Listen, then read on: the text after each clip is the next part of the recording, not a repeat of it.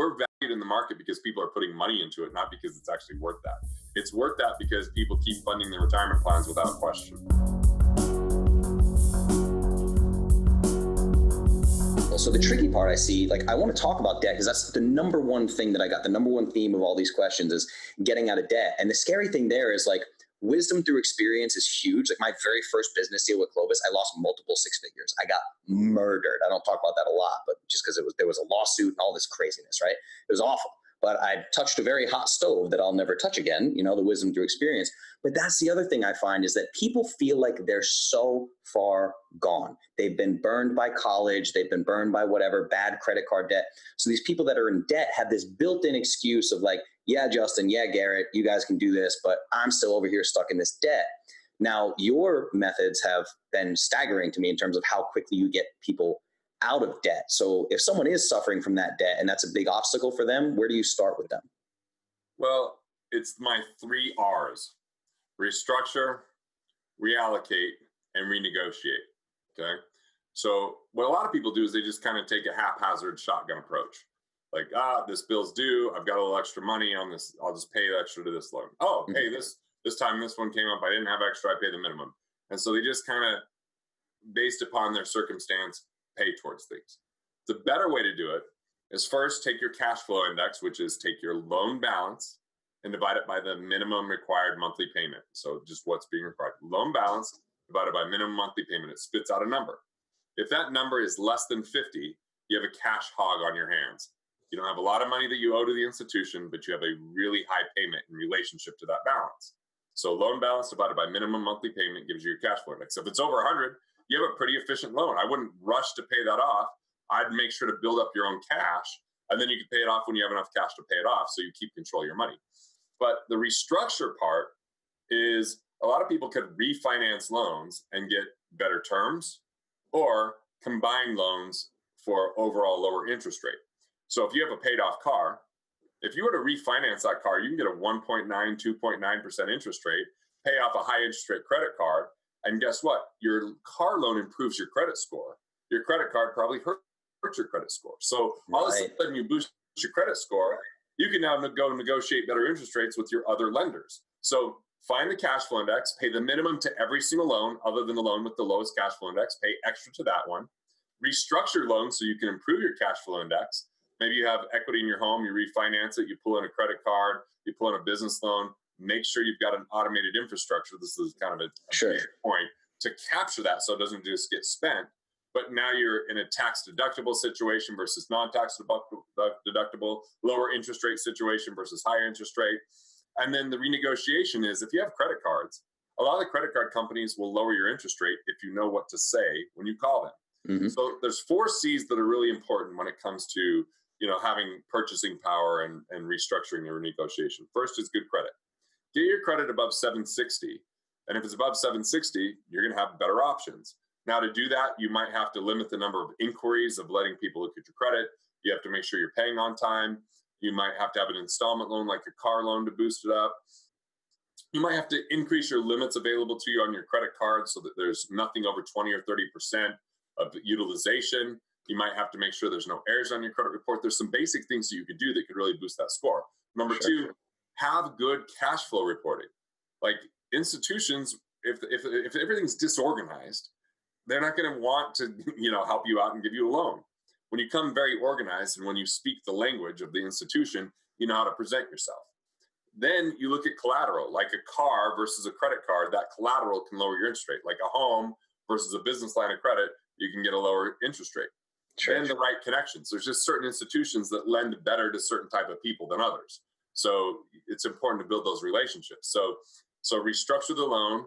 You can reallocate is the other R, which is if let's just say you have like cash value and insurance, or you have a 401k, or you have a certificate of deposit that's not earning much. Anytime you're earning a lower interest rate than you're paying, why not use that cash, pay off the loan? It's going to improve your cash flow. It's going to get you a better immediate guaranteed return by saving that interest. And then again, go back to your lowest cash flow index and only pay extra to that loan. So you might pay off a loan, you might restructure a loan, you might get a better interest rate on a loan, and then you only pay extra to one loan at a time. And this makes a massive difference in the time it takes to pay off loans. Yeah, cash flow index was huge for me, and I just paid off my last actual loan personally, besides my mortgage. I went through this with Tim at Wealth Factory, and my cash flow index on my car was like 47. And he's like, dude, he runs the numbers for me. He's like, if you pay this off, I had the cash on hand to pay it off. He said, if you pay this off, everyone's thinking about investing. You pay this off, you get a 25% return on your money. I was like, oh, I didn't even realize that, So I just went ahead and paid it off. Just got the title in the mail, which is awesome. But so that brings me to, like, in terms of the an efficient loan. That term you said, of an efficient loan, because so a lot of people, I hear this term thrown around constantly, and especially from the ultra conservative, like the Dave Ramsey world and everything. It's this idea of debt free besides my mortgage. So people get there, and that's beautiful. That's where I'm at right now. But my mortgage is an asset because it's an Airbnb, so that's a little bit different. But people get to this place, which is a beautiful place. But then everyone, I see them zapping all of their cash flow. They go, now I'm going to pay off my house as quickly as possible. I'm going to be completely debt free. And they scrimp and save, and they're misers, and they suffer till their house is paid off. Can you explain why this isn't necessarily the best approach from a cash flow standpoint? Well, there's multiple issues we're facing here. The first is most mortgages are amortized, right? So you could pay extra next month and your payment still stays the same. It just shortens the term of your loan. Mm-hmm. What if that's a 30-year loan? You might pay extra, and now you saved 2 years. That's still 28 years away that you've tied your money up in what I call equity jail. Yes. Equity jail is money inside of your house that you can't get access to. And by the way, you can only access that money by refinancing, getting a line of credit, or selling the home.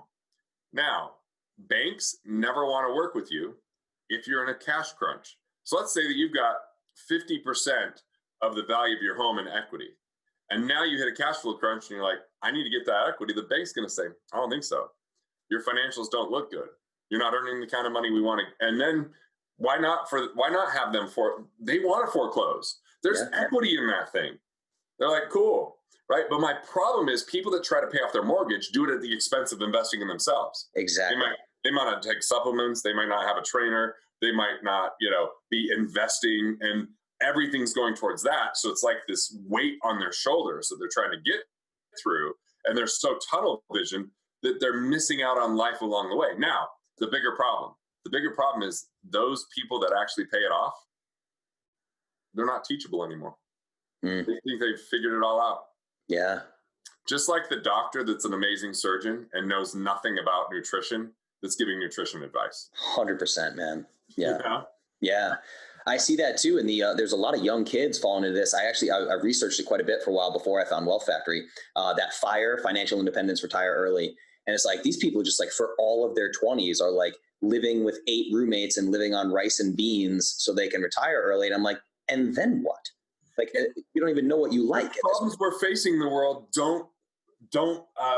we don't get value if someone retires. They get taken out of service. We want people to stay and help, right? I get being a minimalist. That's fine. Being a minimalist is fine. But sacrificing is absolutely not. Sacrificing, like my partners died at age 35. What if they lived a life of sacrifice? Well, one of them, his widow told me, she goes, I feel like we lived a lifetime in the last 18 months. Yeah. They'd been on trips. They had done night diving in Hawaii. They had hired a photographer to get pictures on the beach. They had gone to South Carolina and stayed, like they just did all these things. Yeah. And I was in my 20s like, oh, I could always do that later. Damn, what if I was the one on that plane? Right. In my 20s, man, I had a great career. I did reality TV, a whole bunch of fun stuff, right? For 10 years straight, I played 300 shows a year, literally. I was on stage all the time. And I looked at it finally. Now, part of the reason I started an e-commerce company is I was like, this is no way to live. Every weekend, every holiday. Yeah, I'm on stage watching everyone else have fun. I'm on stage. That's kind of cool. But you're burnt out after 10 years. Then I started Clovis and I quit playing bar gigs. And for the next year, I traveled to 8 different countries. I lived in Chiang Mai, Thailand. I joined Baby Bathwater and I went to these islands and this amazing stuff. I'm like, I feel like I lived 10 years in 1 year just because I had more freedom of my time. Freedom of time and quality of life at the forefront. So yeah, man. I mean, like all this money thing, the first thing I would say is we don't have to know everything that we think we need to know about money. We need to know how it works and conceptually about it. Like I would bet that people think I know 10 times more than I do when it comes to numbers. Right. But I probably know 10 times more than they even can consider when it comes to philosophy. Yeah. I understand the concept of money. So I know the questions to ask Right. and how it applies, right? But I can't look at a tax form and really know what's going on there. But I do know the tax concepts. Right. So that's, I think, helpful to not get intimidated by money. Yeah. You know, and know what to actually pay attention to and what not to pay attention to. And Yeah, man. this mortgage thing, I put a video on YouTube that said paying off your mortgage destroys your finances, and people lost their shit about that. And I'm like, Yeah. I actually don't believe it destroys your finances. I believe you put yourself at risk if you're just paying extra to the bank versus saving that money on the side. And then people are like, well, I'm never going to do better saving money on the side than the interest I save paying down my mortgage. I'm like, really? Because my mortgage right here in the house I'm sitting in, 4%. The place I've been putting the money has been earning 5.32%. And it's secure and it's locked in once it's earned. And so I'm actually going to pay off my home faster. Actually, I could pay it off tomorrow if I want. I have the money to pay it off. I'm not going to. Because I'm not staying here forever. I'm just staying here until my kids graduate high school. And then my wife and I think we'll move. Right? Yeah. So why would we pay that off, tie up that capital when I'm earning more than it's costing me? 100%. Yeah, and I get it. Like, I think that sometimes Dave Ramsey's really pandering to people that are reckless with their cash. Sure. But man, I'm not going to do that. I'm going to talk about how it really works. And if they need to go to a psychiatrist, then they go to a psychiatrist. We can't create the lowest common denominator for everyone in money. Of course. Everyone should pay off their mortgage. Really? So we are no longer responsible human beings at all. We're just going to assume the worst instead of look at the economics behind our choices and decisions. I'm not willing to succumb to that. I'm not willing to say, this is just how it is. Let's just tell people, think what's the easiest, most thoughtless thing that you could do that will harm the least number of people, even though it's harming everyone, because it's like being like, we're just going to accept obesity. Obesity. Yeah. It's how it is now. No, I don't accept that. I don't accept that. No, I totally agree, man. And it's crazy too, because the finance thing, I look at the Dave Ramseys of the world. I see so many people with like horrific credit card debt, and I compare it to nutrition. I go, okay, if you're in a really bad spot, Dave Ramsey's advice is probably going to help you get better. So if I have a client that's 300 pounds and they want to be 150 pounds, I'll give them the clear path to get there. If they hit 150 pounds and they say, now I want to gain 20 pounds of muscle, they need to forget everything I just taught them about how to lose 150 pounds, because that plan is going to work directly against them building 20 pounds of muscle, the same way the Ramsey approach will work directly against getting rich. You see what I'm saying? Yeah, he's the best at getting a train wreck on track. Exactly. Mind you, it's a very slow track. Yes. You know? And it still comes with the shackles of scarcity. It still comes with the shackles of pinching, cutting, reducing, eliminating. Because, I mean, maybe he's changed his mind. I read his books a decade ago or longer. Right. And a lot of that was like, you know, I want to adopt, but I might have to borrow some money to do it. He's like, then don't adopt. You're not ready. I'm like, whoa. That's a pretty crossing the line of like a human life, and that they might have to borrow a little bit. I'm like, and then another person wrote into one of his books and was like, hey, my daughter's been following your advice so much, but now she won't spend any money on anything at all. And, you know, it's like, when you take it to that conclusion. So it really always has to be about investing in yourself, enjoying life along the way, but being responsible enough to pay yourself first and then just live off whatever's left over. No reason to budget if you don't go out of bounds. You only have to budget if you go out of bounds. Yeah, absolutely. And something quick I want to touch on that was great in Budgeting Sucks, because you ran some numbers there about getting out of debt and everything, but this seems like really low-hanging fruit, and it goes to the concept of one of your sacred cows, which is 401ks. So I've seen this happen with clients where I am no Garrett Gunderson, and I'm like, hey, have you ever looked at it like this? And they're just like, oh my God, no. But let's say you have someone, and this is very easy to see happen in America, happens all the time. But you said this in Budgeting Sucks. You said, when you have loans and investments, you may be earning less interest from your investments than you're paying on your loans. So for listeners, it's easy to imagine somebody who might have $50,000 in a 401k.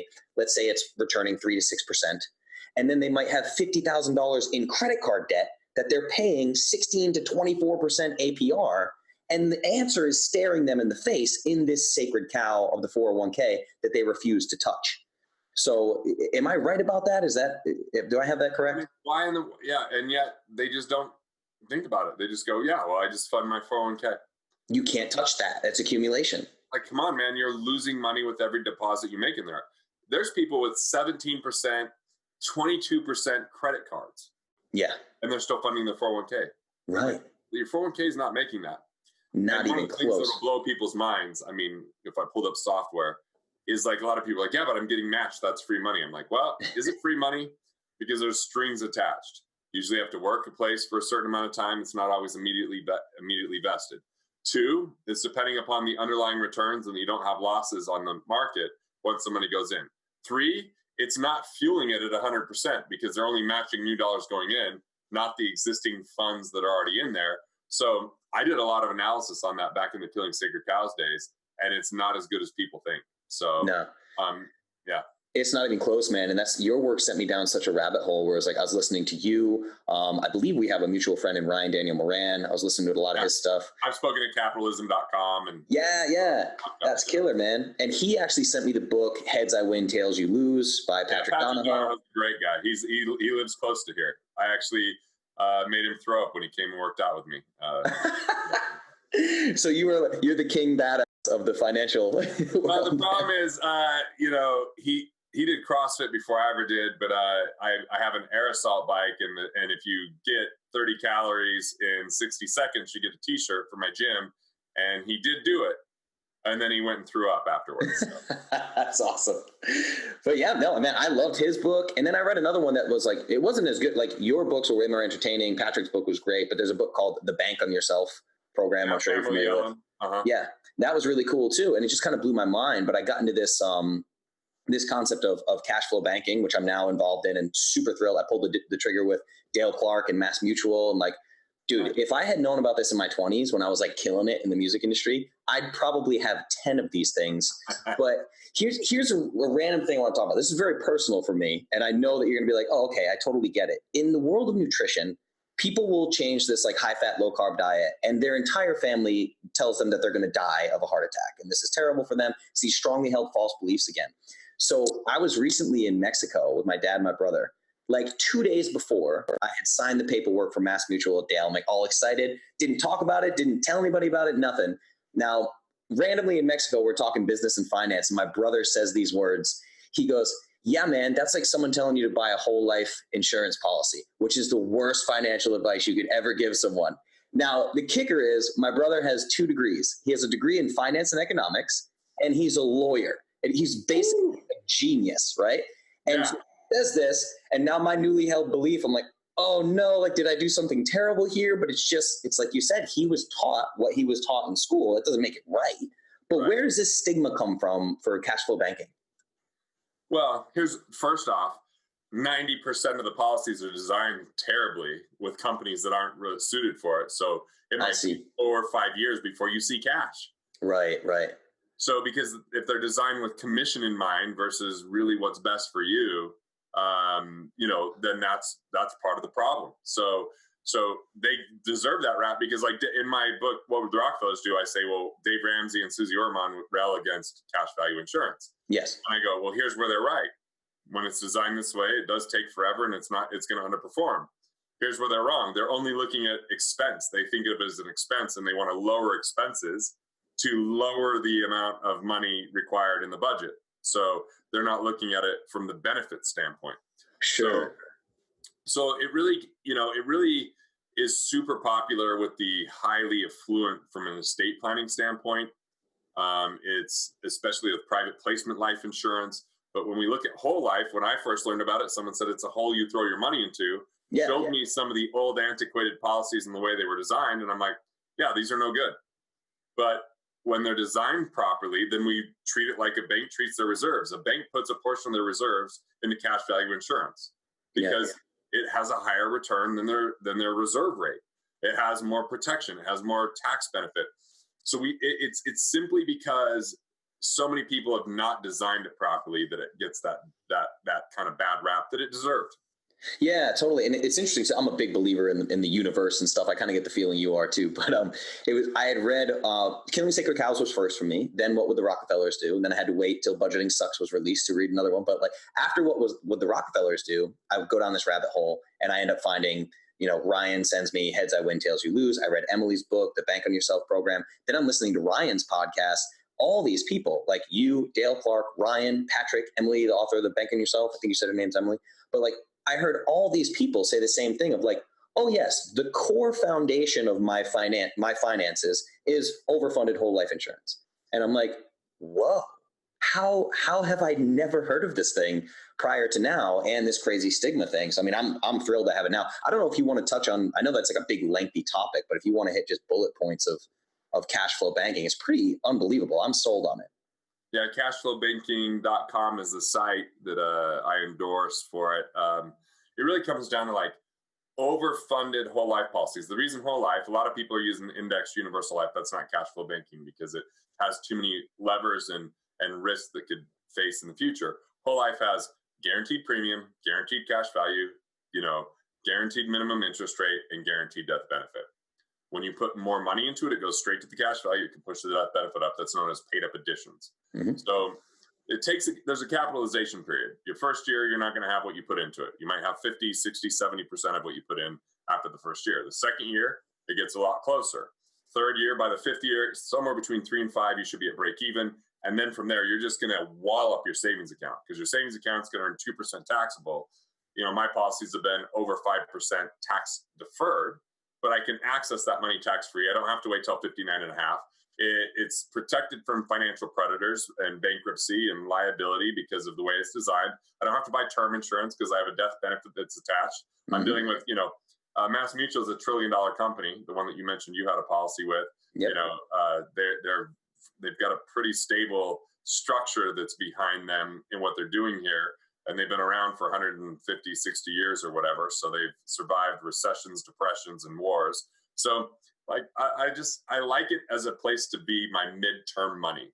Now I can use that cash to buy things like investments or businesses, and I can put it back down in my own terms. But right now I just got it sitting there. Why? Because it's getting more than 5% where everybody else is losing money in the stock market, and it's secure. So once there's major deals and opportunities, I might use that cash to buy something, to buy a business, to buy an asset that's distressed and depressed. Yeah, so I haven't found a good way to explain this to people. It makes sense in my head because I've read all these books, but can you just detail, like I can borrow the money right now. I've had the policy for like 60 days. I can borrow the money from my whole life policy, have that cash on hand, but it's still invested and still gaining interest. Yeah, so they use your money as collateral. It's in their earning. Then with that collateral, they'll lend you the insurance company's money at usually the same interest rate, maybe a slightly different interest rate, right? You can then use that money, didn't take credit, it just took the collateral. Your money still is interest. You're paying interest on this money. You pay that money back. This money was always earning, so you never interrupt the compounding curve, and you have flexibility. If you don't pay the loan back, they subtract it from your death benefit tax-free. It's just an insanely good deal. And I try to explain this. I do have some entrepreneurs. I know you kind of cater to entrepreneurs, really. And for entrepreneurs listening to this, it's like if you need equipment or something for your company, you can literally use your cash flow banking money and then have the company pay you back plus interest. And you can earn income from your company paying you back on a loan that you gave yourself. Like, it's staggering. Right. Yeah. So, I mean, I wanted to touch on that in case people didn't know about it. But again, it's like, it's the peer pressure thing that it's the same with nutrition. People just come at you with these stigmas and all these different things. And the other thing is what was great about the Bank on Yourself book, because I think you were talking about some percentages there, is she really hammers the point home, like chapter after chapter after chapter of the stock market returns over time versus these insurance policies and how astronomically close they are without that risk. So look at coronavirus, like what it just did to the market. People got killed, Yeah. So how do you feel about that? The what just happened in the market? Like, do you see that? That's one of the questions we have from people too. Is do you see that as a real correction or just fear-based sell-off? Look, man, we're at a very fragile place for a long time in the market. Yeah. So it's going to have exaggerated movement when things like this happen. Sure. If it wasn't so overvalued, we wouldn't see that level of exaggeration. But it's overvalued. Yeah. So do people lose their shit on stuff like a virus way too fast? Yeah. Like I was supposed to fly to Asia and go there for a month and take my son. I just moved the trip because I'm not worried about the coronavirus. I've got a good immune system. I am worried about getting quarantined, however. Exactly. I totally agree. So I moved the trip to November. I mean, which means I think that this should pass overall. But yeah, man, we're just at a place where we've been going at such a high and hard rate for a long time that doesn't make sense, that we're going to have something like that have a more quick impact.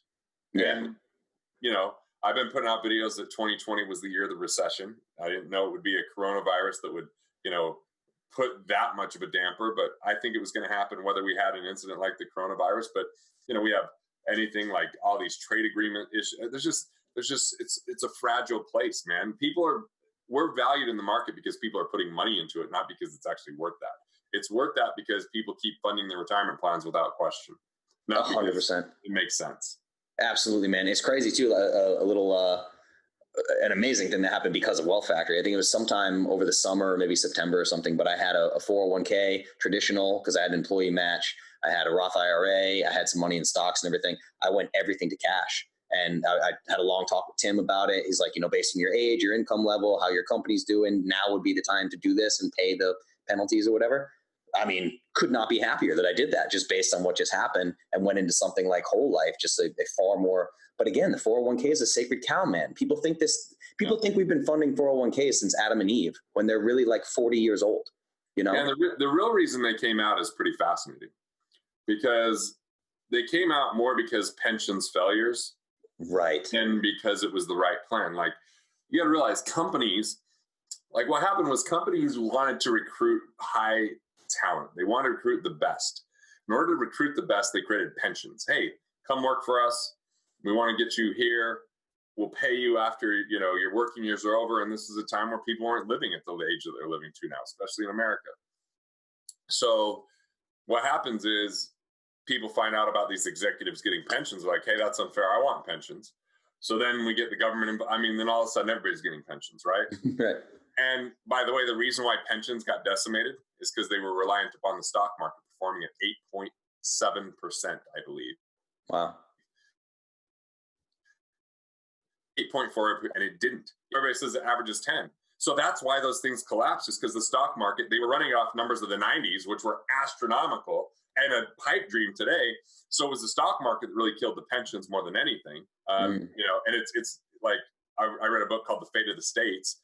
Pensions collapsed certain towns in California because they had to pay the pensions before they could pay the police force. Wow. And it really created major problems where some of these places you could only report a crime if it was in progress. And it was crazy. Right. So as we look at this, the movement was companies couldn't afford the pensions. So they started saying, well, match on you pay, rather than a defined benefit like a pension where we're telling you what you get in the future, you can contribute and we'll match your contribution. It's less responsibility on the company, more on the individual. And the problem is it gives people false hope. They think, oh, cool, I'm going to fund this and I'm going to be able to retire.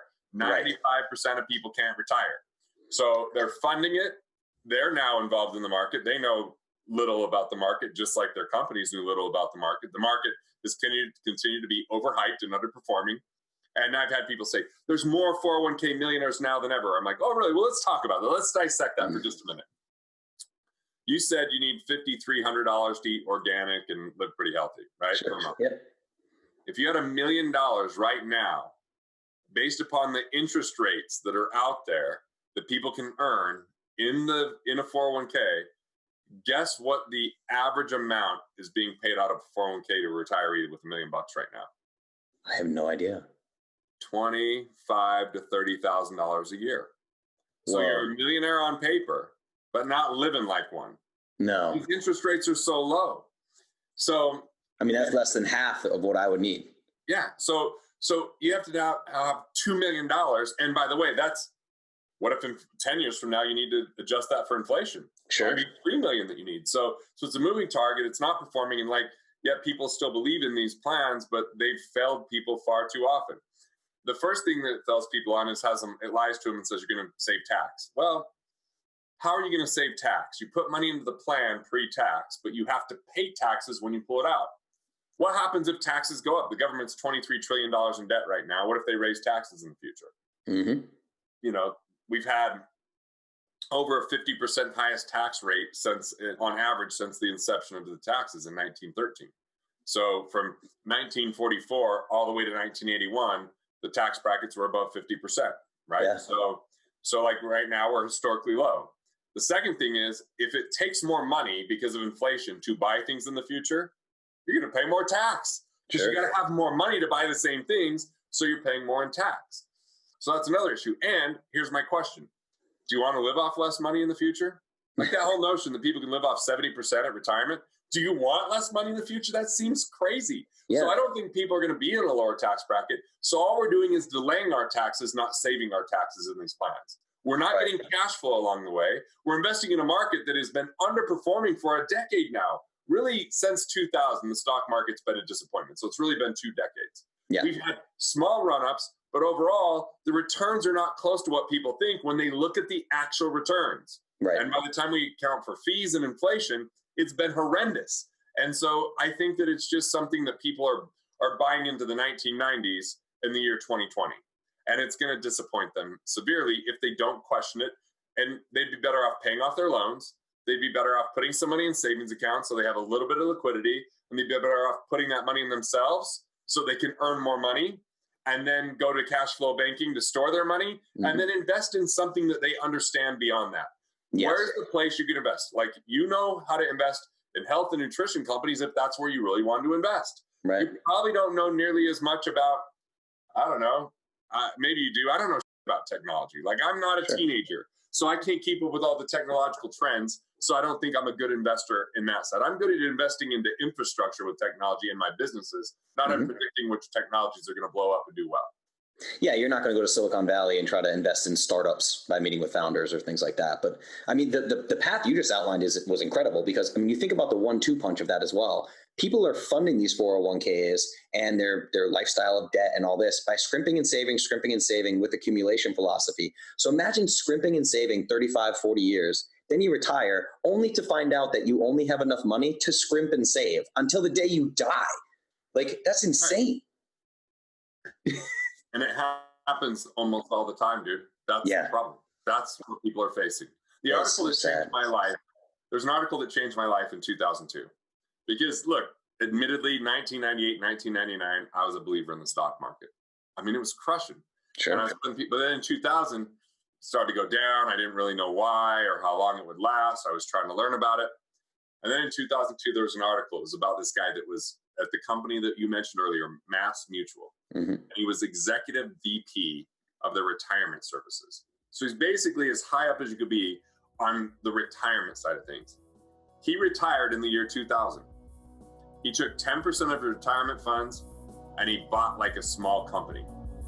And then he put the other 90% in aggressive funds and lost so much over the next 2 years that he was now driving a limo to earn a living. Wow. And that's the person that's supposed to be able to tell us how it works. Right.